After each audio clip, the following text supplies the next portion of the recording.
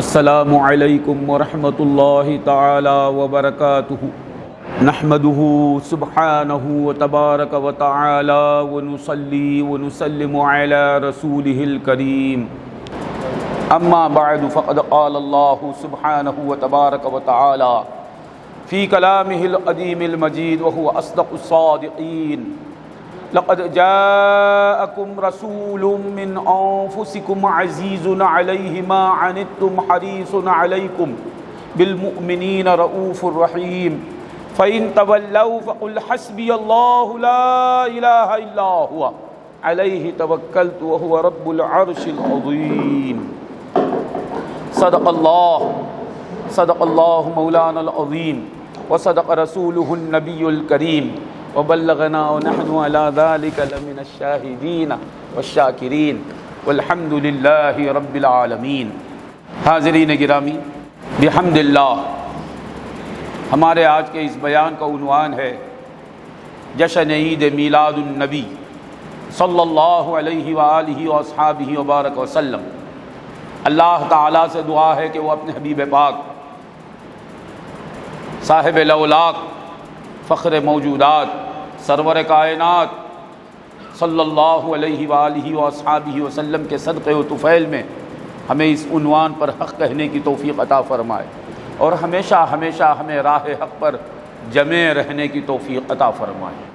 حاضرین گرامی، جشن عید میلاد النبی، نبی کی ولادت کی عید کا جشن، میں نے آپ حضرات کے سامنے قرآن مجید کی سورہ توبہ کی آخری دو آیتوں کی تلاوت۔ لقد جاءکم رسول من انفسکم عزیز علیہ ما عنتم حریص علیکم بالمؤمنین رؤوف رحیم فإن تولوا فقل حسبی اللہ لا الہ الا هو علیہ توکلت وهو رب العرش العظیم۔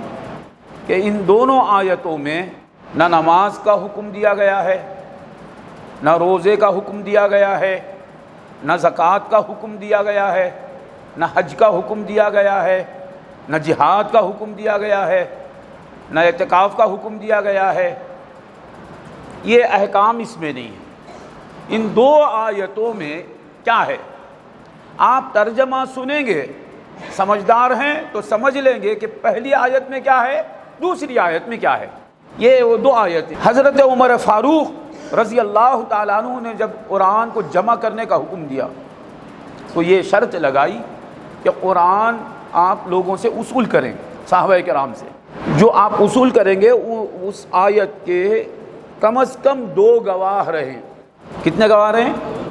دو گواہ رہیں کم از کم، زیادہ سے زیادہ تو ہزاروں رہیں گے، کم از کم دو سے کم نہ رہیں۔ تو سارا قرآن ملا، سینکڑوں صحابہ کے پاس ہے، ہزاروں صحابہ کے پاس سے ملا، گواہی مل گئی۔ یہ آیت وَلَقَدْ جَاءَكُمْ رَسُولٌ مِّنْ أَنفُسِكُمْ کی آیت، یہ آیت یہ ایک صحابی کے پاس ملی۔ وہ کون ہے؟ حضرت خزیمہ بن ثابت۔ عمر فاروق رضی اللہ تعالیٰ عنہ نے فرمایا لے لو، قبول کر۔ اب دیکھیے خدا کی قدرت، وہ اصول تھا کہ کم از کم دو گواہ رہیں۔ یہ خزیمہ بن ثابت وہ ہیں کہ مصطفیٰ نے فرمایا ان ایک کی گواہی، اس ایک کی گواہی دو گواہیوں کے برابر ہے۔ یعنی حضرت خزیمہ بن ثابت رضی اللہ تعالیٰ عنہ کی گواہی دو بندوں کی گواہی کے برابر۔ ایسا کیوں ہوا؟ ان کا درجہ اس قدر بلند کیسے ہوا؟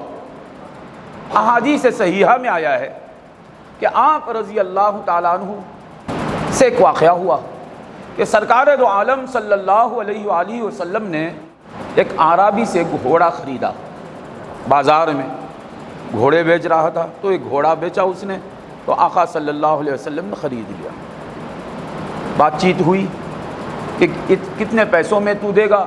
اس نے کہا میں اتنے پیسوں میں دوں گا۔ بات ہو گئی، عہد ہو گیا، معاہدہ ہو گیا، خرید و فروخت ہو گئی، بیعت ہو گئی، بیپار ہو گیا۔ حضور نے فرمایا کتنے میں؟ اتنے میں۔ وہ راضی ہو گیا۔ حضور نے فرمایا تھوڑی دیر ٹھہرو، میں پیسے لے کر آتا ہوں۔ یہ کہہ کر حضور آگے بڑھے تو یہ پیچھے رہا۔ کسی اور نے کہا کتنے میں گھوڑا بیچے گا؟ تو حضور صلی اللہ علیہ وسلم نے جو قیمت بیان فرمائی تھی اور اس قیمت سے راضی ہو گیا تھا، اس قیمت سے زیادہ قیمت دینے کو کوئی اور تیار ہو گیا۔ تو اعرابی جو تھا گھوڑا بیچنے والا، اس کا خیال بدل گیا اور اس نے کہا، حضور کو بلایا، کہا میں نے آپ سے بیوپار کیا ہی نہیں، جھوٹ بول رہا ہے، میں نے آپ سے بیوپار کیا ہی نہیں، آپ سے کوئی بات چیت ہوئی نہیں، میں یہ گھوڑا اس فلان کو بیچنے والا ہوں۔ سرکار دو عالم صلی اللہ علیہ وسلم حیران ہو گئے، سرکار ہیں، کیا بات ہے؟ ابھی 2-4 منٹ پہلے بات ہوئی تھی، راضی ہو گیا تھا، بول رہا ہے نہیں بیوپار نہیں ہوا آپ سے، کوئی بات چیت نہیں، میں آپ کو بیچتا نہیں۔ حضور نے فرمایا میں سچ کہتا ہوں، مجھ سے تیرا عہد ہو گیا ہے، بات چیت ہو گئی، پیسہ دینا باقی ہے بس۔ نہیں کوئی بات نہیں ہوئی۔ لوگ جمع ہو گئے، ادھر اعرابی ہے، ادھر سرکار دو عالم صلی اللہ علیہ وسلم، لوگ جمع ہو گئے، کیا بات ہے کیا بات ہے؟ حضور فرما رہے ہیں مجھ سے معاہدہ ہو گیا، بیوپار ہو گیا تھا، سودا طے ہو گیا تھا، اور یہ کہہ رہا ہے کہ نہیں ہوا۔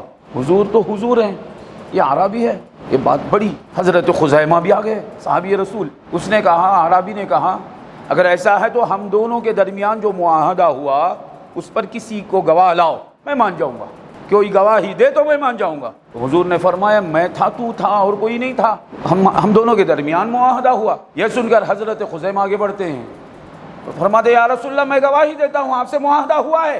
حضور اکرم صلی اللہ علیہ وسلم انہیں دیکھتے رہ گئے، اے فلان، اے میرے صحابی، تم کیسا گواہی دیتے ہو؟ میں گواہی دیتا ہوں سودا ہوا ہے آپ سے۔ اس نے جو کہا تھا گواہی لاؤ گے تو میں مان جاؤں گا، تو ہم مان گیا۔ انہوں نے کہا میں گواہی دیتا ہوں۔ سرکار نے پوچھا اے میرے صحابی، اے خزیمہ، تم کیسا گواہی دیتے ہو؟ تو صحابی نے عرض کیا یا رسول اللہ، آپ کی گواہی پر گواہی میں نہیں، آپ نے کہا کہ سودا ہو گیا، بس ہو گیا، آپ موجود نہیں تھے نا۔ بڑی بڑی باتوں پر میں آپ کے کہنے پر گواہی دے رہا ہوں، خدا تعالیٰ کی ذات پر گواہی دے رہا ہوں، عرش و کرسی کے وجود پر گواہی دے رہا ہوں، جنت و جہنم کے وجود پر گواہی دے رہا ہوں، حشر و نشر کے وجود پر گواہی دے رہا ہوں۔ کیا میں نے ان سب چیزوں کو دیکھا ہے؟ میرا دیکھنا معمولی ہے، آپ کی گواہی بڑی چیز ہے۔ میں میری سر کی آنکھوں سے دیکھوں، یہ غلط بھی ہو سکتا ہے، آپ فرما دیں یہ غلط ہو ہی نہیں سکتا۔ سرکار نے فرمایا یہ خزیمہ انت ذو الشہادتین، تم دو گواہی والے ہو۔ تو یہ آیت ذو الشہادتین حضرت خزیمہ کے پاس میں، اس کا یہ معنی نہیں کہ اور کسی کے پاس، جب اصول کر رہے تھے تب جب واقعہ یہ ہو رہا تھا جمع قرآن کا، بات تو سینکڑوں اور صحابہ نے گواہی دے دی کہ ہے۔ یہ وہ آیت ہے لقد جاءکم رسول من انفسکم عزیز علیہ ما عنتم حریص علیکم بالمؤمنین رؤوف الرحیم۔ اللہ تعالیٰ فرماتا ہے تحقیق آ گئے تمہارے پاس ایک رسول من انفسکم، تمہاری جانوں میں سے، عزیز علیہ ما عنتم، تم جب مشقت میں پڑ جاتے ہو تو اس کا بار ان پر ہوتا ہے، حریص علیکم، تمہاری بھلائی میں حرص کرنے والے ہیں، بالمؤمنین رؤوف الرحیم، ایمان والوں کے ساتھ بڑی رافت کرنے والے، بڑی رحمت فرمانے والے۔ فَإِن تَوَلَّوْا فَقُلْ حَسْبِيَ اللَّهُ لَا إِلَٰهَ إِلَّا هُوَ، اگر اس بات کو سننے کے باوجود منہ موڑنے والے منہ موڑ لے تو آپ فرما دیجئے اے محبوب حسبی اللہ لا الہ الا ہوا، میرے لیے اللہ کافی ہے جس کے سوائے کوئی خدا نہیں، علیہ توکلت، اسی پر میں نے توکل کیا ہے، وہو رب العرش العظیم، وہ عرش عظیم کا رب ہے، عرش عظیم کا پروردگار ہے۔ ان دو آیتوں میں پہلی آیت میں کیا ہے؟ یہ ایک رسول کے آنے کا ذکر ہے۔ پہلی آیت میں کیا ہے؟ یہ ایک رسول کے، 2-4 رسولوں کے آنے کا ذکر نہیں ہے، یہ ایک رسول کے آنے کا ذکر ہے۔ لقد جاءکم رسول، تحقیق آ گئے تمہارے پاس ایک رسول ہے نا، ایک رسول آ گئے، یہ فرماتا۔ آیت کی ابتدا یہ ہے تحقیق آ گئے تمہارے پاس ایک رسول، تو رسول کے آنے کا ذکر ہے۔ اس آیت کی ابتدا میں کیا ہے؟ آنے کا ذکر ہے، اور وہ کس کے آنے کا؟ ایک رسول کے آنے کا، اور اس کے بعد اس رسول کی نعت ہے، اس رسول کے صفات ہیں۔ رسول کے آنے کا ذکر ہے، اور آنے والا رسول کس شان کا ہے، پہلے تو آنے والا کس شان کا ہے وہ بتایا، یعنی وہ رسول ہے۔ تحقیق آ گیا، لقد جاءکم کا معنی کیا ہے؟ تو سوال پیدا ہو کون آیا؟ رسول، کوئی عام انسان نہیں، کوئی عام بندہ نہیں. تو تحقیق آ گیا ایک رسول. اب اس کی شرح سنیں گے آپ انشاءاللہ. تحقیق آ گیا ایک رسول. اس کے بعد اس رسول کی نعت عزیز علی من انفسکم. وہ کہاں سے آیا؟ تمہارے نفسوں میں سے آیا، تمہاری جانوں میں سے آیا. کہاں سے آیا؟ تمہاری جانوں میں سے آیا. عزیز علیہ ما عنتم. اور تم پر جب مشقت ہوتی ہے، تم کسی مصیبت میں مبتلا ہو جاتے ہو، اس کا بار ان پر ہوتا ہے، اس رسول پر ہوتا ہے. ایسی شان والا رسول آیا. حریص علیکم، تم میں حرص کرنے والا، یعنی تمہارے ایمان میں حرص کرنے والا، تمہارے اسلام میں حرص کرنے والا، تمہارے تقوی میں حرص کرنے والا، تمہاری سچائی میں حرص کرنے والا، تمہاری پارسائی میں حرص کرنے والا، تمہاری خدا پرستی میں حرص کرنے والا، تمہاری للہیت میں حرص کرنے والا، تمہاری نیکیوں میں حرص کرنے والا. حریص علیکم بالمؤمنین رؤوف الرحیم. جو مان جاتے ہیں ان کے ساتھ ان پر رؤوف و رحیم ہے. یہ آنے والے رسول کی تعریف ہے نا. تو اس آیت کی ابتدا میں کیا ہے؟ ایک آنے والے کا ذکر ہے.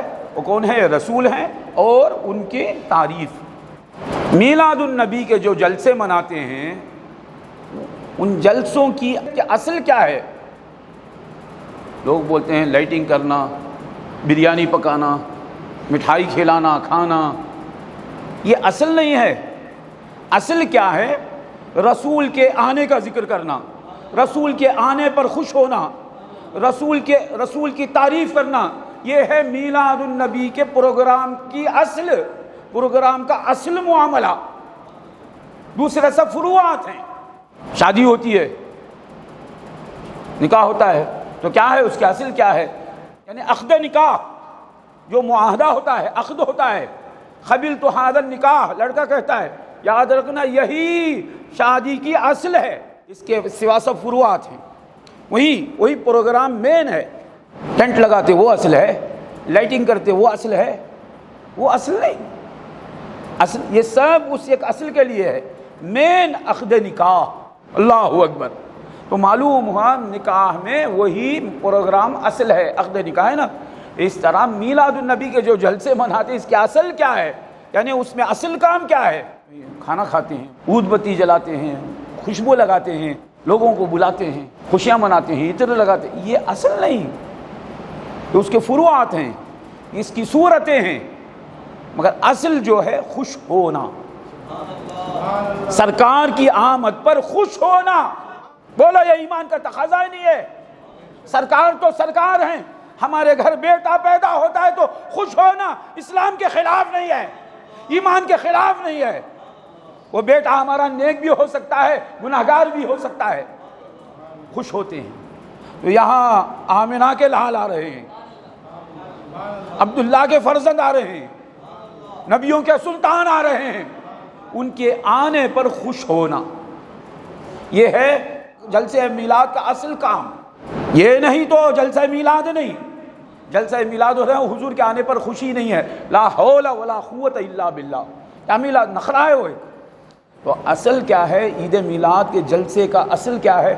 سرکار کی آمد پر خوش ہونا، سرکار کے آمد پر خوش ہو کر سرکار کی آمد کا ذکر کرنا، اور سرکار کی نعت خوانی کرنا، سرکار کی مدح سرائی کرنا، اور سرکار صلی اللہ علیہ وسلم کی رضا جوئی میں سرکار کے غلاموں کے ساتھ حسن سلوک کرنا، کھانا کھلانا، مٹھائی کھلانا، ملنا ملانا، مصافحہ کرنا، معانقہ کرنا، چراغاں کرنا، خوشیاں منانا، خوشیاں ظاہر کرنا. یہ سب وجہ کیا ہے؟ یہ ایک ذات کے تشریف آوری کی خوشی کے اظہار میں. تو یہ سب فروعات ہیں. اصل کیا ہے؟ حضور کا آنا اسی کی خوشی ہے نا. اس آیت میں وہ اسی کا بیان ہو رہا ہے. لقد جاءکم رسول، تحقیق یہ ایک رسول تمہارے پاس آ گئے. میلاد منایا جاتا جس واسطے ہے، حضور کے آنے کی وجہ سے نا. حضور نہ آتے تو میلاد مناتا کوئی؟ حضور کے آنے کی وجہ سے، وہ کس وجہ سے یہ میلاد خاں میلاد مناتے ہیں، میلاد پڑھنے والے میلاد پڑھتے ہیں، یہ اللہ تعالیٰ بیان کر رہا ہے لقد جاءکم رسول، تحقیق آ گیا تمہارے پاس ایک رسول۔ بولے رسول آ گئے، بولا اللہ تعالیٰ خوشیاں مناؤ، کہاں بولا؟ سوال ہے نہیں، رسول کے آ جانے کی خبر دینا ہی خوشخبری ہے، اس کے لیے خوشخبری خوشیاں مناؤ بولنا ضروری نہیں۔ سچا آدمی کہہ رہا ہے، جیسے ایک بڑا سخی ہے، بڑا دھنی ہے، اس نے آپ کے اکاؤنٹ میں 1 کروڑ روپے ڈال دیا، اب اس کے بعد بولے خوش ہو، بولے یہ پوچھیں گے مشتاق تمہارے اکاؤنٹ میں 1 کروڑ روپے آ گئے ہیں، 1 کروڑ روپے آ گئے بھائی آپ کے حوالے، آپ کو دے دیے، تحفہ گفٹ ہے۔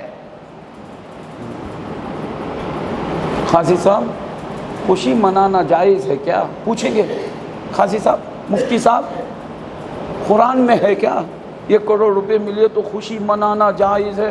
قرآن میں ہے، بخاری میں ہے، مسلم میں ہے، ابو داؤد میں ہے، ترمذی نسائی میں ہے، صحیح حدیث ہے، متفق علیہ ہے، یہ سب پوچھیں گے؟ نہیں میں مفتی اعظم سے پوچھتا ہوں کیونکہ جائز ہے ناجائز ہے معلوم نہیں، اگر خوشی منا تو حرام ہو گیا تو؟ بھائی مجھے معلوم ہے، یہ بھی ایک بات مفتی صاحب سے پوچھنے کی ہے، اللہ کی نعمت ملی ہے، اللہ کا رزق آیا ہے،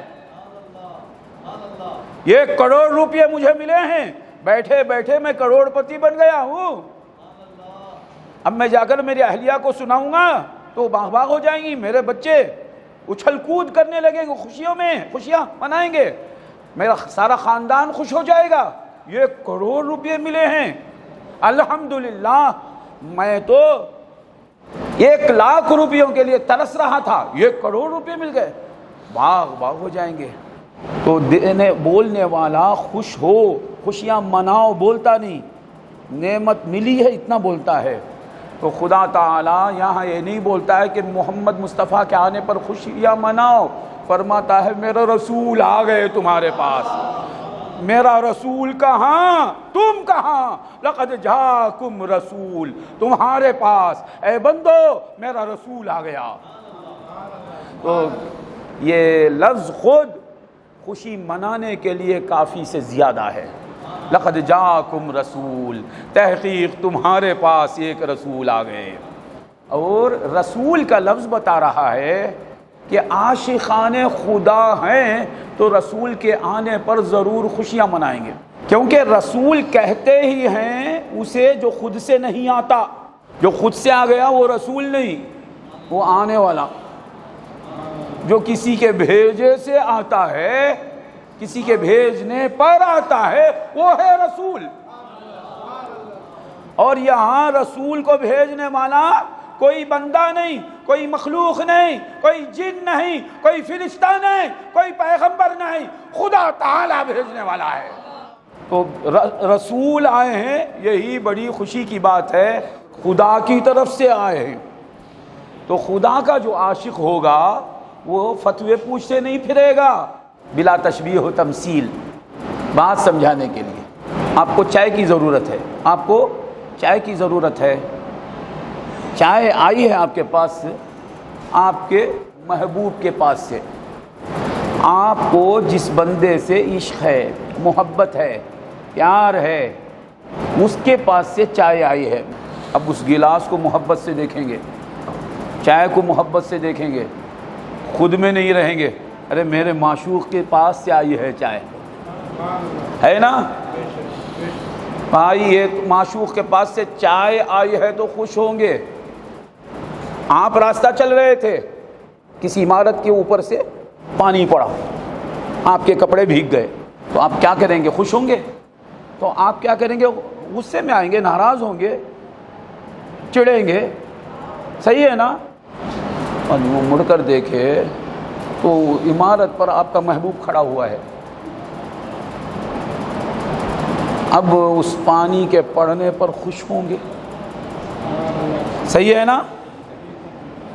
تو محبوب کی طرف سے تکلیف پہنچے تو عاشق خوش ہوتا ہے، یہاں معبود کی طرف سے محبوب آیا ہے.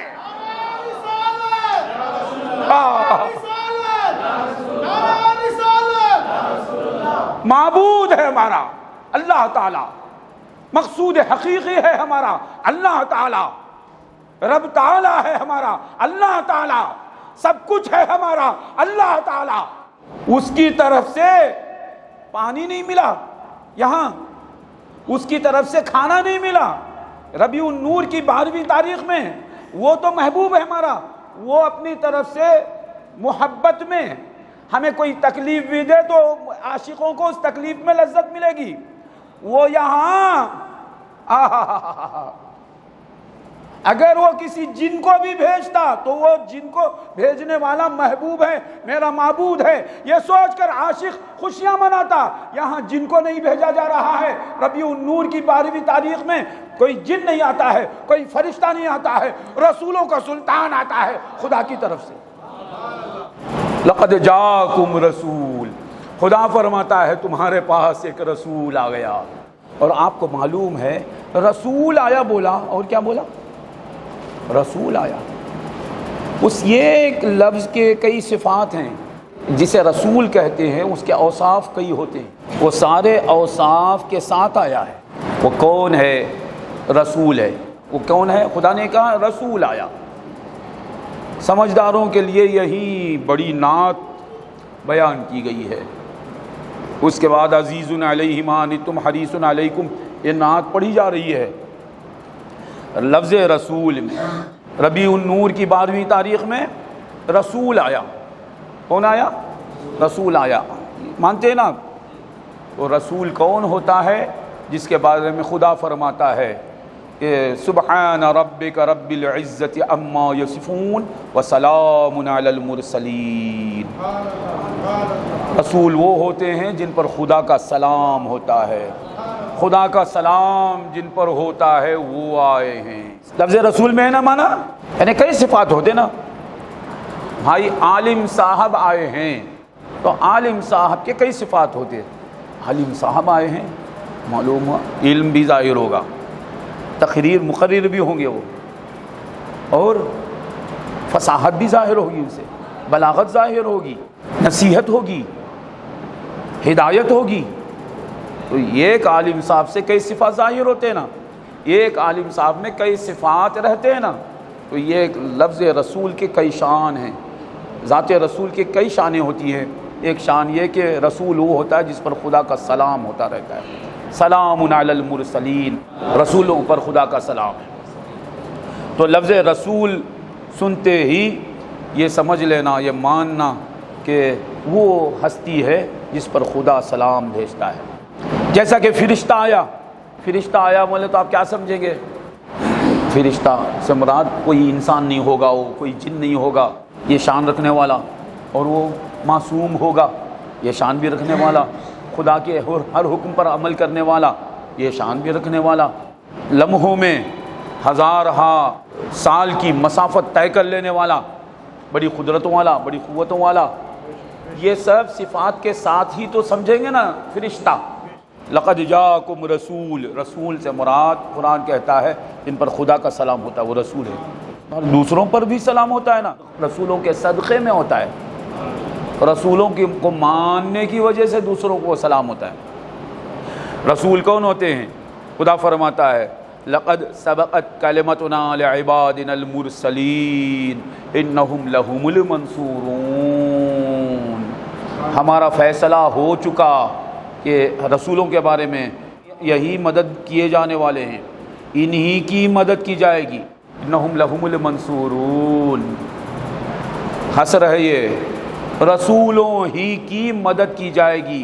کیا معنی؟ جو رسول نہیں ان کی، تو یہ معنی کرنا پڑے گا ڈائریکٹ رسولوں کی مدد کی جائے گی اور امتیوں کی مدد رسولوں کے ذریعے ہوگی. انہم لہم المنصورون وان جندنا لہم الغالبون. ہمارا لشکر یعنی مرسلین رسول ہی غالب ہونے والے ہیں. کتب اللہ لأغلبن انا ورسلی، اللہ نے فیصلہ کر دیا کہ ضرور میں ہی غالب ہوں گا اور میرے رسول. تو معلوم ہوا غالب ہو کر رہنے والے آئے ہیں، جن پر خدا کا سلام ہوتا ہے وہ آئے ہیں، جن پر فرشتہ نازل ہوتا ہے وہ آئے ہیں، جن پر خدا کی وحی نازل ہوتی ہے وہ آئے ہیں، جن پر خدا کی کتاب نازل ہوتی ہے وہ آئے ہیں، جن کی شریعت جدیدہ ہے وہ آئے ہیں، کمالات سے متصف ہیں، اعلیٰ درجے میں وہ رسول ہوتے ہیں۔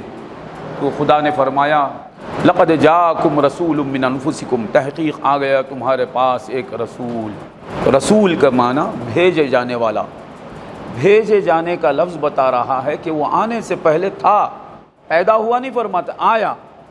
آئے کا لفظ بتا رہا ہے کہ مولود ہونے سے پہلے موجود تھا۔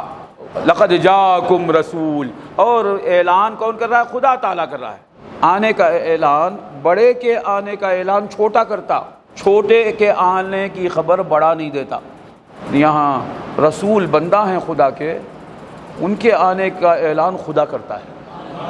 یہ خدا کی محبت ہے، خدا کا پیار ہے، خدا کی تکریم ہے، خدا کی تشریف ہے۔ خدا تعالیٰ نے اپنے پیغمبر سے ایسا پیار کیا ہے کہ پیغمبر کے آنے کا ذکر خدا کرتا ہے۔ اور آپ کو معلوم ہے پیغمبر اسلام سرور کائنات صلی اللہ علیہ وسلم کا آنا اس عالم میں ایک بار ہی ہوا، ایک بار، مگر ذکر ایک بار نہیں، بار بار بار بار بار بار۔ تو معلوم ہوا ذکر میلاد مصطفیٰ کو خدا بہت پسند کرتا ہے۔ لقد جاءکم رسول، تحقیق تمہارے پاس آ گئے ایک رسول، من انفسکم، تمہاری جانوں میں سے۔ کہاں سے آئے؟ تمہاری جانوں میں سے۔ تو اب مشاہدہ ہے، آئے ہیں وہ، سرکار دو عالم صلی اللہ علیہ وسلم کی ولادت باسعادت ہوئی ہے حضرت عبداللہ رضی اللہ عنہ سے، حضرت عبد المطلب رضی اللہ عنہ سے، حضرت ہاشم رضی اللہ عنہ سے، حضرت عبد مناف رضی اللہ عنہ سے۔ سرکار کے آباء و اجداد کے ذریعے سرکار آئے ہیں۔ اللہ فرماتا ہے تمہاری جانوں سے آئے ہیں۔ تو اس میں سرکار دو عالم صلی اللہ علیہ وسلم کے آباء و اجداد کو ہم انسانوں کی جانیں بتا رہا ہے اللہ تبارک و تعالیٰ۔ جان نہ ہو تو جسم مردہ ہے۔ اس طرح مصطفیٰ کے آباء و اجداد نہ ہوتے تو انسانوں تم میت ہوتے، تم مردہ ہوتے۔ ان کے صدقے میں تمہاری جانوں میں سے آئے ہیں۔ لقد جاءکم رسول من انفسکم، کیسے ہیں؟ عزیز علیہ ما عنتم، تم جب مشقت میں پڑ جاتے ہو تو اس کا بار ان پر ہوتا ہے۔ آپ کے کسی عزیز پر کوئی مصیبت آتی ہے تو آپ پر اس کا بار ہوتا ہے۔ آپ کے بیٹے پر یا آپ کی بیٹی پر یا آپ کے بھائی پر، آپ کی بہن پر، آپ کے چہیتے پر کوئی مصیبت آتی ہے تو اس کا بار آپ پر ہوتا ہے۔ کب ہوتا ہے؟ اس پر مصیبت آئے تو ہونا ضروری نہیں، اس مصیبت کا علم آپ کو ہو تو بار ہوتا ہے۔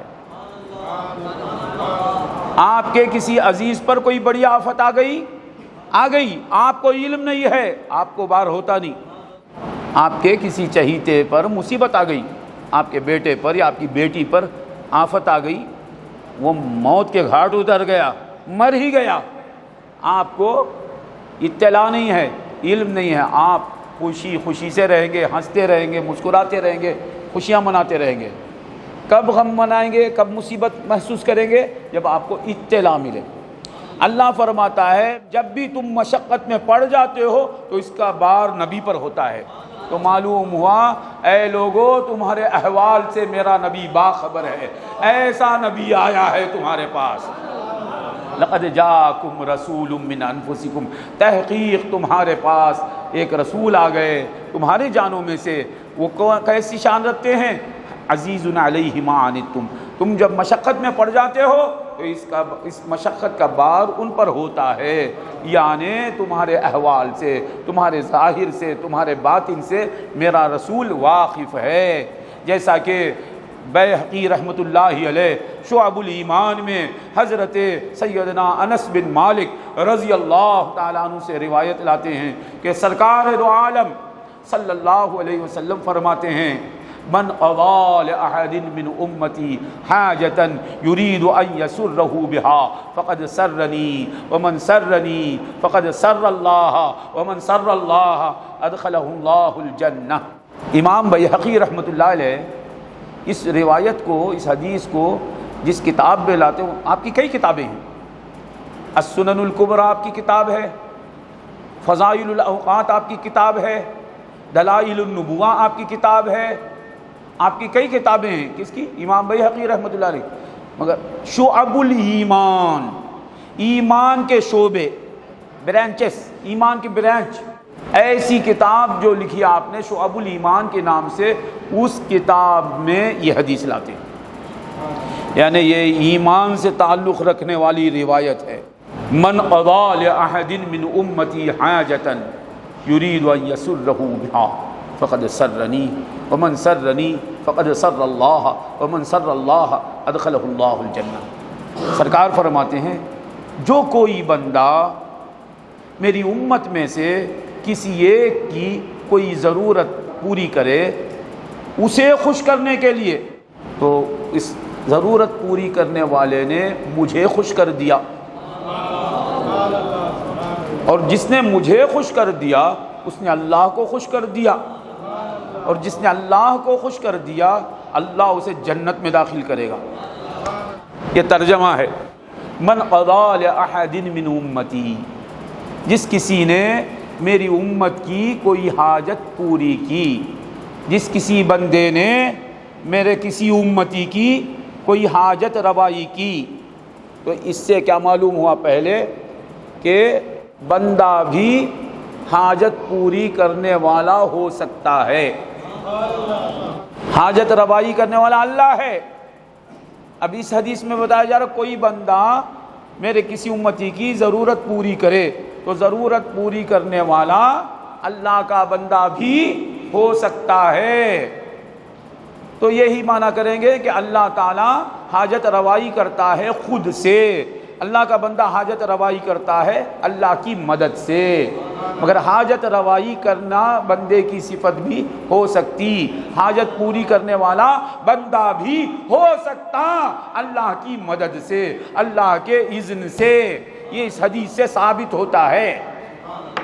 یہ ہے شرح مختصر من قضى لأحد من امتی، جس کسی بندے نے میرے احد من امتی، کسی ایک امتی کی ضرورت پوری کرے۔ کیا کرم ہے میرے سرکار کا۔ آپ کو معلوم ہے حضور کی امت کی تعداد کتنی ہے، اندازہ نہیں، بے حساب امت ہے سرکار کی۔ اب اس دور میں بھی کتنے ہیں، کروڑوں کی تعداد، اس دور سے اب تک اللہ اکبر، پھر قیامت تک اللہ اکبر، اللہ جانے، ہے نا۔ تو اگر حضور صلی اللہ علیہ وسلم یہ شرط لگاتے کہ کوئی بندہ میری ساری امت کی ضرورت پوری کرے انہیں خوش کرنے کے لیے، تو میں خوش ہو جاؤں گا، بات بڑی دشوار ہو جاتی۔ حضور نے نہیں فرمایا، حضور نے بھی نہیں فرمایا میری آدھی امت کی ضرورت کوئی پوری کرے، یہ بھی نہیں، میری پاؤں امت کی ضرورت پوری کرے، یہ بھی نہیں، میری امت میں سے 1000 آدمیوں کی ضرورت کوئی پوری کرے تو میں خوش ہو جاؤں گا، یہ بھی نہیں فرمایا۔ میری امت میں سے 100 آدمیوں کی ضرورت کوئی پوری کرے تو میں راضی ہو جاؤں گا، یہ نہیں فرمایا۔ میری امت میں سے 10 آدمیوں کی ضرورت کوئی پوری کرے، یہ بھی نہیں۔ من قضى لأحد من امتی، میری ساری امت میں سے کسی ایک بندے کی ضرورت، مشکل ہے آسان ہے؟ اب یہ رحمت للعالمین ہی ہے میرے سرکار کی، میری امت میں سے کسی ایک کی۔ اور آپ کو معلوم ہے اسرار بھائی، ایک بندے کی ایک ضرورت نہیں ہوتی۔ پہلے تو حضور کے امتی لاکھوں کروڑوں کی تعداد میں ہیں، اب ایک ایک بندے کی کروڑوں حاجتیں ہیں۔ نہیں کیا، نہیں لاکھوں رکھ لیجئے، ہزاروں، سینکڑوں حاجتیں ہیں نا۔ ایک بندے کی ایک حاجت نہیں، ایسا کوئی بندہ نہیں ملے گا جسے ایک ہی حاجت ہے۔ کھانا کھانا بھی ایک حاجت ہے، پانی پینا ایک حاجت ہے، سونا ایک حاجت ہے، بھائی کمانا حاجت ہے، علم سیکھنا حاجت، کتنی حاجتیں ہیں، سینکڑوں حاجتیں ایک ایک بندے کو لگی ہوئی ہیں۔ تو اگر سرکار فرماتے ہیں میرے کسی ایک امتی کی تمام حاجتیں پوری کر دے اسے خوش کرنے کے لیے تو میں خوش ہو جاؤں گا. حضور نے یہ شرط بھی نہیں. من قضى لأحد من امتی حاجتن، کوئی بندہ میرے کسی ایک امتی کی ایک ضرورت پوری کر دے. سبحان اللہ. اب ضرورت کیا ہے؟ یہ عطر کی شیشی ہے میری، نیچے گری، اب اٹھانا میری ضرورت ہے. صحیح ہے؟ نہیں ہے، میری ضرورت ہے. تو لیاقت بھائی نے اٹھا کر دے دی، حاجت پوری ہو گئی میری. اس حدیث کا ثواب، اس حدیث میں جو خوشخبری دی جا رہی ہے اس کے مصداق یہ ہو سکتے ہیں. من قضى لأحد من امتی حاجتن، میری امت میں سے کسی ایک امتی کی کوئی ایک حاجت، کوئی ایک بندہ پوری کر دے، حاجت پوری کر دے. کس مقصد سے؟ کیا نیت رہے؟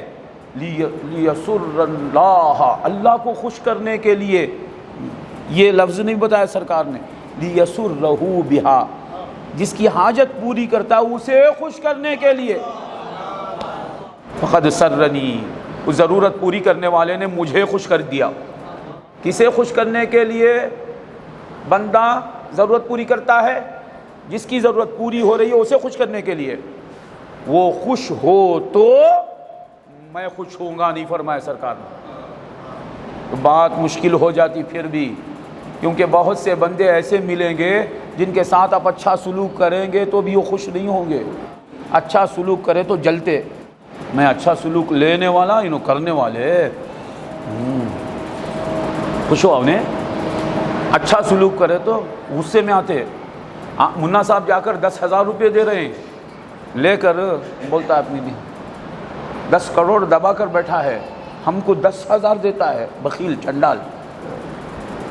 نہیں ہوتا ایسا؟ تو اچھا سلوک پا کر اچھے سلوک کے بدلے میں حسد کرتے. آپ ادب سے سلام کرتے ہیں، ٹھیک ہے، مجھے بے ادب بتانے کے لیے ادب کر رہے ہیں سینوں لوگوں میں، خود کو با ادب ثابت کرنے کے لیے. تو اچھے سلوک کو پا کر اچھے سلوک کے جواب میں خوشی نہیں ملتی. ایسا بھی ہوتا ہے نا، حضور جانتے ہیں. تو حضور نے یہ شرط بھی ہٹا دی، تم بندے کو خوش کرنے کے لیے کرو، وہ خوش ہو یا نہ ہو میں خوش ہو جاتا ہوں. اب اس میں کیا ترغیب ہے سرکار کی کہ تمہارے اچھے سلوک کو مت روکو. یہ نہ دیکھو کہ بھائی ان کے ساتھ اچھا سلوک کرے تو بہت شکریہ کرتے ہیں، بہت شکر گزار رہتے ہیں، یہ ناشکرا ہے. یہ اس کے ساتھ اچھا سلوک کرے تو ہمیں اچھا جواب ملتا ہے، اس کے ساتھ اچھا سلوک کرے تو یہ حسد کرتا ہے. تم کو اس سے کام نہ ہونا، یہ دیکھنا کہ اسے خوش کرنے کے لیے میں کیا، یہ خوش ہو یا نہ ہو مدینے والا مجھ سے خوش ہو گیا. من قضى لأحد من امتی حاجتا يريد ان يسره بها فقد سرنی، اس نے مجھے خوش کر دیا. تو اس سے معلوم ہوا آپ کس کے ساتھ کیا سلوک کرتے ہیں حضور جانتے ہیں. ایک ضرورت پوری کر رہے ہیں آپ تو خوش ہوتے ہیں نا حضور، تو جانتے ہیں. تو اس سے معلوم ہوا حضور کو علم غیب ہے. حضور صلی اللہ علیہ وسلم، ورنہ اس حدیث کا کیا معنی ہے؟ کوئی بندہ کسی بندے کو خوش کرنے کے لیے اس کے ساتھ اچھا سلوک کرے، حضور فرماتے ہیں اس نے مجھے خوش کر دیا، میں خوش ہو گیا. فقد سرنی ومن سرنی فقد سر اللہ، جس نے مجھے خوش کیا اس نے اللہ کو خوش کیا. معلوم ہوا اللہ کو خوش کرنا بھی ڈائریکٹ نہیں ہے. جس نے مجھے خوش کیا اس نے اللہ کو خوش کیا. حضور کو ناخوش کر کے کوئی بھی اللہ کو خوش کر ہی نہیں سکتا. جس نے مجھے خوش کیا اس نے اللہ کو خوش کر دیا. جس نے اللہ کو خوش کر دیا اللہ اسے جنت میں داخل کرے گا. تو اس سے معلوم ہوا عزیز علیہ ما عنتم، جب امتی کے ساتھ اچھا سلوک کرے تو سرکار صلی اللہ علیہ وسلم خوش ہوتے ہیں. تو آپ خود سمجھ سکتے ہیں برا سلوک کریں تو سرکار رنجیدہ ہوں گے. روایات میں آیا کہ سرکار فرماتے ہیں لا یشاک احدکم شوکۃ الا وانا اجد المھا، تم میں سے کسی ایک کو کانٹا چبھتا ہے تو اس کی تکلیف مجھے ہوتی ہے. تو کوئی کسی کو ستاتا ہے، تکلیف دیتا ہے، امتی کو اذیت دیتا ہے جب حسن سلوک کرتا ہے تو حضور راضی ہوتے ہیں، بس سلوکی کوئی کرتا ہے، برا چاہتا ہے، بدخواہی کرتا ہے تو حضور کو رنجیدہ کرتا ہے۔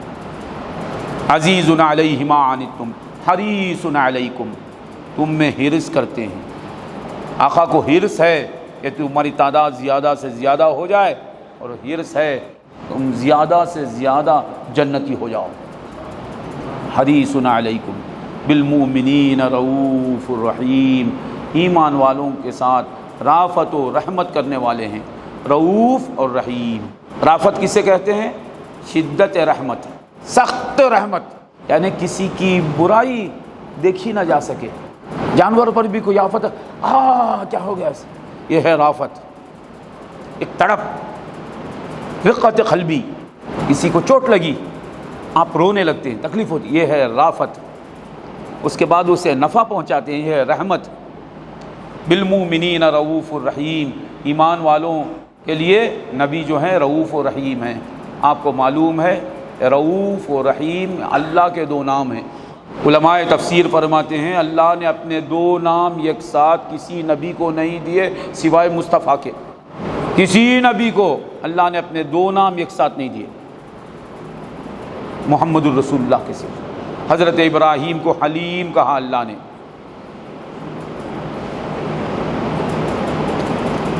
اواہ حلیم،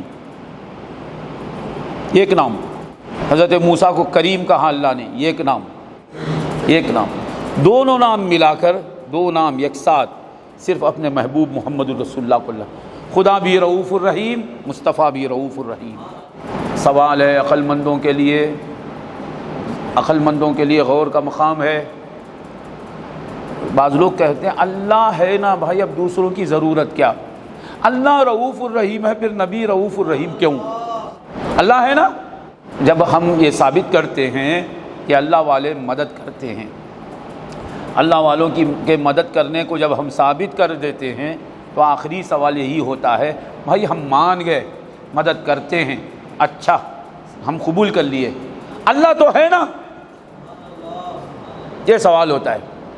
ہم مان گئے خادر ولی مدد کرتے ہیں، محبوب سبحانی مدد کرتے ہیں، غوث سمدانی مدد کرتے ہیں، خواجہ اجمیر مدد کرتے ہیں، ہم مان گئے بھائی، آپ نے دلائل سے ثابت کر دیا کہ مدد کرتے ہیں۔ جب چھوٹے چھوٹے بندے مدد کرتے ہیں تو بڑے بندے مدد نہیں کریں گے، گناہگار جب مدد کرتے ہیں تو نیکوکار مدد نہیں کریں گے۔ جب ہم نے ثابت کر دیا کہ مددگار ہیں، اللہ کے بندے اللہ کی مدد سے مدد کرتے ہیں، تو آخر میں سوال کرتے ہیں وہ لوگ کہ مان گئے بھائی مدد کرتے ہیں، اللہ تو ہے نا، اللہ کے ہوتے ہوئے کسی غیر کی مدد کی ضرورت کیوں؟ سوچے سمجھے بغیر سوال کر رہے ہیں، تو ہم ان سے سوال کرتے ہیں سمجھانا، یا آپ ہمیں سمجھا رہے ہیں نا، یا آپ سمجھا رہے ہیں نا ہمیں اللہ کے ہوتے ہوئے کسی اور کی مدد کی ضرورت کیوں، یا آپ ہمیں سمجھا رہے ہیں؟ یہ سمجھانا آپ کا مدد ہے نہیں ہے، مدد کر رہے ہیں، تو اللہ کے ہوتے ہوئے کسی غیر کی مدد کی ضرورت کیوں؟ اللہ تو ہے نا، آپ کیوں سمجھا رہے ہیں؟ سمجھانا ایک مدد ہے، اللہ وہ مدد کرے گا۔ آپ جو بات کر رہے ہیں اچھی بات ہے، بری بولیں گے اچھی بات کر رہا ہوں، یہ بات میں لوں یا نہ لوں، لے لو، تو یہ مدد ہے نہیں ہے، تو میں آپ کی مدد لوں کیا؟ آپ کی بات نہ لینا ہی آپ کی بات لینا ہے۔ آپ بول رہے ہیں مدد کسی سے نہیں لینا، تو آپ کی یہ مدد نہیں لینا، آپ کی بات پر عمل کر رہا ہوں میں۔ آپ بول رہے ہیں کسی سے مدد نہیں لینا، ڈائریکٹ اللہ سے مدد لینا بول رہے ہیں نا، تو یہ آپ کی بات میں لوں یا نہ لوں، لے لو، لے لو، تو آپ کی مدد ہو رہی ہے۔ تو نہیں یہ چھوٹی مدد وہ بڑی مدد، تو چھوٹی مدد بڑی مدد ایاک نستعین میں ہے ہی نہیں سا، ہم تجھی سے مدد لیں گے، ہم تجھی سے بڑی مدد لیں گے، ایسا نہیں ہے اس میں۔ تب بولیں گے نہیں اللہ تعالیٰ کی مدد سے میں مدد کرتا ہوں، ہم بھی اولیاء اللہ کی مدد کو ایسا ہی مانتے ہیں، اللہ کی مدد سے مدد کرتے، خود سے مدد اللہ ہی کرتا اور کوئی بھی نہیں کرتا۔ تو آپ جو سمجھا رہے ہیں وہ کیوں سمجھا رہے ہیں؟ اللہ کے ہوتے ہوئے کیا سمجھانے کی ضرورت ہے آپ کو؟ اللہ تو ہے نا، تو اللہ کے ہوتے ہوئے سمجھانے کی ضرورت۔ اللہ رؤوف الرحیم ہے، ہوتے ہوئے نبی کو رؤوف الرحیم کو اللہ فرماتا ہے، اللہ فرماتا ہے میں عالمین کے لیے رب ہوں، عالمین کا رب ہوں۔ اللہ فرماتا ہے تم اے مصطفیٰ تم عالمین کے لیے رحمت ہو، وہ عالمین کو پالنے والا مصطفیٰ عالمین کے لیے رحمت ہیں۔ اور کیجئے اور کیجئے، معلوم ہو اللہ کا نظام ہی ایسا ہے، وہ دیتا ہے ذریعوں سے، وہ دیتا ہے وسائل سے، وہ دیتا ہے اسباب کے ذریعے، یہ اس کا اصول ہے۔ وہ اسباب کو ہٹا کر دے سکتا ہے، آپ لے نہیں سکتے۔ قرآن کو صدر محمدی کے سبب کو ہٹا کر پہاڑ پر اگر اتارتا، پہاڑ غارت ہو جاتا۔ مصطفیٰ کے صدر مبارک پر نازل ہوا، آج بچہ بچہ سن رہا ہے قرآن۔ یہ حضور کے صدر مبارک کا وسیلہ ہے، یہ حضور کے توسط کا صدقہ ہے، یہ حضور کا وسیلہ ہے کہ اللہ کا کلام ہم سب سن رہے ہیں، پڑھ رہے ہیں، یاد کر رہے ہیں، سمجھا رہے ہیں، سمجھ رہے ہیں، عمل کر رہے ہیں اللہ کے کلام۔ بالمؤمنین رؤوف الرحیم، یہ آیت کیا ہے؟ سرکار کے آنے کے کا ذکر کرتی ہے، سرکار کی نعت بیان کرتی ہے۔ میلاد کا ذکر ہے، نعت مصطفیٰ کا ذکر ہے۔ فَإِن تَوَلَّوْا فَقُلْ حَسْبِيَ اللَّهُ لَا إِلَٰهَ إِلَّا هُوَ عَلَيْهِ تَوَكَّلْتُ وَهُوَ رَبُّ الْعَرْشِ الْعَظِيمِ۔ اللہ فرماتا ہے اگر یہ منہ موڑ لیں، یہ بولنے کے بعد منہ موڑنے کا ذکر، نماز کے احکام سنانے کے بعد اس کے بعد کہا جائے اگر منہ موڑ لیں، معلوم نماز نہ پڑھیں تو یہ بات ہوگی۔ منہ موڑنا سے مراد زکوٰۃ کا حکم سنایا جا رہا ہے، اس کے بعد منہ موڑنے کا ذکر آئے تو کس سے؟ زکوٰۃ سے۔ حج کا ذکر کیا جا رہا ہے تو حج سے، اس کے بعد منہ موڑنے کا ذکر آ رہا ہے تو کیا معنی؟ حج سے منہ موڑنا نہیں۔ جہاد کا ذکر آ رہا ہے، اس کے بعد منہ موڑنے کا ذکر آ رہا ہے، کیا جا رہا ہے تو کیا معنی کریں گے؟ جہاد سے منہ موڑنا۔ یہاں کس بات کا ذکر ہے؟ رسول کے آنے کا ذکر ہے، رسول کی تعریف کا ذکر ہے، رسول کی حمد و ثنا کا ذکر ہے۔ اس کے بعد منہ موڑنے کا ذکر آ رہا ہے، کیا معنی؟ اگر مصطفیٰ تمہارے آنے پر خوشی منانے سے منہ موڑتے ہیں لوگ، تمہاری تعریف سے منہ موڑتے ہیں، تمہاری عظمت سے منہ موڑتے ہیں، تمہیں قبول کرنے سے منہ موڑتے ہیں، فَقُلْ حَسْبِيَ اللَّهُ، بولو اللہ میرے لیے کافی ہے، یعنی میرے آنے کا ذکر کرنے کے لیے اللہ کافی ہے، میری تعریف کرنے کے لیے اللہ کافی ہے، میرے مقامات بلند کرنے کے لیے اللہ کافی ہے، میری ذات کے لیے اللہ کافی ہے۔ حسبی اللہ لا الہ الا ہوا، کوئی خدا نہیں اس کے سوائے، علیہ توکلت، اسی پر میں نے توکل کیا ہے، وہو رب العرش العظیم، وہ عرش عظیم کا رب ہے۔ تو اچھی طرح آپ سمجھ گئے ہوں گے، ابتدا میں میلاد کا ذکر، حضور کے آنے کا ذکر، اصل میلاد وہی نا بھائی، اور انتہا میں توحید کا ذکر۔ یہ اس سے ثابت ہوتا ہے ابتدا میں میلاد، انتہا میں توحید۔ میلاد والے کی انتہا توحید پر ہوتی ہے، میلاد منانے والے کا خاتمہ توحید پر ہوتا ہے۔ رسول اللہ کی تعریفیں کرنے والا، رسول اللہ کی تعظیم کرنے والا، رسول اللہ صلی اللہ علیہ وسلم کو پر قربان ہونے والا، وہ اللہ کی توحید پر مرتا ہے۔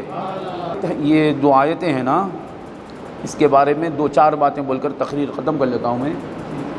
تفسیر روح البیان میں اس آیت کے تحت امام اسماعیل حقی رحمۃ اللہ علیہ لکھتے ہیں کہ ابو بکر شبلی، یہ بہت بڑے صوفی ہیں، دلف بن جحدر آپ کا نام ہے، آپ کے نام میں اختلاف ہے، جعفر بن یونس، آپ کے مزار پر جو نام لکھا ہوا ہے وہ جعفر بن یونس، تو نام میں اختلاف ہے آپ کے، آپ کی کنیت سے آپ مشہور ہیں ابو بکر شبلی، مالکی المذہب، امام مالک کے مذہب، حضرت جنید بغدادی کے ساتھ رہنے والے، حضرت جنید بغدادی کے مرید، حضرت جنید بغدادی کے شاگرد رشید ابو بکر شبلی رضی اللہ تعالیٰ عنہ۔ آپ فرماتے ہیں کہ کتبت الحدیث 20 سنة وجعلست الفقہاء 20 سنة، میں نے حدیث لکھی 20 سال اور فقہا کی صحبت میں میں رہا ہوں 20 سال۔ صوفی باصفا ابو بکر شبلی رضی اللہ تعالیٰ عنہ کے بارے میں تفسیر روح البیان میں منقول ہے اس آیت کی تفسیر میں کہ ایک بار حضرت ابو بکر بن مجاہد مقری، محدث، فقیہ، بہت بڑے محدث بیٹھے ہوئے تھے اپنی مجلس میں اپنے احباب کے ساتھ، اصحاب کے ساتھ، ایسے میں ابو بکر شبلی آ گئے، آپ کو دیکھ کر ابو بکر بن مجاہد مقری رضی اللہ تعالیٰ عنہ کھڑے ہو گئے، ادباً ان سے گفتگو کرنے لگے۔ حضرت ابو بکر بن مجاہد رحمۃ اللہ علیہ کے شاگردوں نے پوچھا، یہ کیا ہے؟ آپ بڑے بڑے فقہا، بڑے بڑے محدثین آتے ہیں، آپ اس طرح ان کے ساتھ سلوک نہیں کرتے، یہ ابو بکر شبلی کے لیے آپ نے ایسا کیوں کیا؟ تو آپ فرماتے ہیں، کیا میں اس کی تعظیم نہ کروں جس کی تعظیم و تکریم رسول اللہ کرتے ہیں صلی اللہ علیہ وسلم؟ میں نے رسول اللہ صلی اللہ علیہ وسلم کو خواب میں دیکھا، آقا نے فرمایا، اے ابو بکر ابن مجاہد، کل تمہارے ہاں ایک جنتی آئے گا، جب وہ آئے گا تو تم اس کا احترام کرو۔ یہ واقعہ ہوا، بول رہے ہیں، بیان کر رہے ہیں۔ تو دوسرے دن یہ خواب دیکھنے کے دوسرے دن میں دیکھتا کیا ہوں کہ ابو بکر شبلی آتے ہیں، تو میں نے ان کا احترام کیا، اکرام کیا۔ 2 راتوں کے بعد، اس اکرام کے 2 راتوں کے بعد میں نے پھر رسول اللہ صلی اللہ علیہ وسلم کو خواب میں دیکھا۔ میں نے آقا صلی اللہ علیہ وسلم سے دریافت کیا، سرکار یہ کیا بات ہے؟ یہ ابو بکر شبلی کو آپ کے دربار میں ایسی عزت کیوں ملی؟ یہ مقام ان کا کیسے ہو گیا؟ یہ اس مقام کے حقدار کیسے ہو گئے ہو؟ تو سرکار دو عالم صلی اللہ علیہ وسلم فرماتے ہیں، ابو بکر ابن مجاہد، یہ ابو بکر شبلی ہر روز نماز کے بعد مجھے یاد کرتا ہے۔ یہ ابو بکر شبلی کیا کرتا ہے؟ ہر فرض نماز کے بعد مجھے یاد کرتا ہے۔ یہ لقد جاءکم رسول ان کی آیت پڑھتا ہے آخر سورہ تک، یعنی وہ رب العرش العظیم، یہ 2 آیتیں پڑھتا ہے ہر نماز کے بعد۔ یہ اس کا معاملہ ہے، یہ اس کا عمل ہے 80 سال سے۔ حضرت ابو بکر شبلی کی عمر 87 سال ہے، 80 پر 7 سال، تو معلوم ہوا 7 سال کی عمر سے ہر روز ہر نماز کے بعد یہ مجھے یاد کرتا ہے اور یہ آیتیں پڑھتا ہے۔ تو جو بندہ میری ایسی تکریم کرتا ہے کہ میں اس کی تکریم نہ کروں، جو میرے ساتھ میری ایسی تعظیم کرتا ہے کہ میں اس کے ساتھ حسن سلوک نہ کروں، اس لیے میں اس کے ساتھ حسن سلوک کرتا ہوں۔ تو اس سے معلوم ہوا لقد جاءکم رسول ان کی آیتیں پڑھتے ہیں ابو بکر شبلی، حضور فرماتے ہیں مجھے یاد کرتا ہے۔ تو کئی آیتیں ہیں سرکار کی مدح و ثنا میں، یہ آیتیں پڑھتے ابو بکر شبلی، تو آپ کو معلوم ہے یہ میلاد کے ذکر کی آیت ہے، سرکار کی تشریف آوری کی آیت ہے۔ تو اس اعتبار سے ابو بکر شبلی ہر نماز کے بعد عید میلاد مناتے رہے، اور اللہ تبارک و تعالیٰ کے حبیب کے دربار میں انہیں یہ مقام حاصل ہوا کہ حضور صلی اللہ علیہ وسلم فرماتے ہیں یہ جنتی ہے، اس کا احترام کرو، اکرام کرو۔ آپ کو معلوم ہے حضرت جنید بغدادی رضی اللہ تعالیٰ عنہ فرماتے ہیں کہ دنیا کو جس آنکھوں سے دیکھتے ہو، جن آنکھوں سے دیکھتے ہو، ابو بکر شبلی کو ان آنکھوں سے نہ دیکھو۔ اللہ اکبر، یعنی دنیا جن آنکھوں میں نظر آتی ہے ان آنکھوں سے دیکھنے کی چیز نہیں ابو بکر شبلی رضی اللہ تعالیٰ عنہ۔ اللہ اکبر، اللہ اکبر۔ موجم البلدان میں یاقوت حموی لکھتے ہیں کہ جب ان کے انتقال کا وقت آیا، حضرت ابو بکر شبلی رضی اللہ تعالیٰ عنہ کے انتقال کا وقت آیا، آخری وقت ہے، بات نہیں کر سکتے ہیں، ایسے میں ان کے مرید قریب آتے ہیں، تو آپ فرماتے ہیں اشاروں سے وضو کراؤ، وضو کرانے لگے۔ وضو کراتے ہوئے داڑھی میں خلال کرنا بھول گئے ہو ان کے مرید، تو آپ کی زبان سے بات نہیں کر سکتے ہیں، ان کا ہاتھ پکڑ کر داڑھی میں خلال کرنا۔ تو وہ مرید رونے لگے، یہ کیسا بندہ ہے، یہ مصطفیٰ کی شریعت کا کیسا دیوانہ ہے، کس شان کا صوفی ہے کہ انتقال کے وقت پر بھی تخلیل لحیہ، داڑھی میں خلال کرنے کی سنت کو چھوڑنا پسند نہیں کرتا ہے، دنیا کو چھوڑ رہا ہے۔ ایسے باصفا ولی اللہ کا جب انتقال کا وقت آتا ہے تو آخری جو الفاظ تھے ان کی زبان پر، موجم البلدان میں یاقوت حموی لکھتے ہیں کیا الفاظ تھے، آخری کلمات، ان بیتا انت ساکنہ لیس محتاجا الی السرج۔ ابو بکر شبلی یہ کہتے ہوئے اللہ تعالیٰ سے مل رہے ہیں، ان بیتا انت ساکنہ لیس محتاجا الی السرج، کیونکہ اب خبر کو جانا ہے۔ تو کہتے ہیں یا رسول اللہ جس گھر میں آپ رہتے ہیں وہ گھر چراغوں کا محتاج نہیں.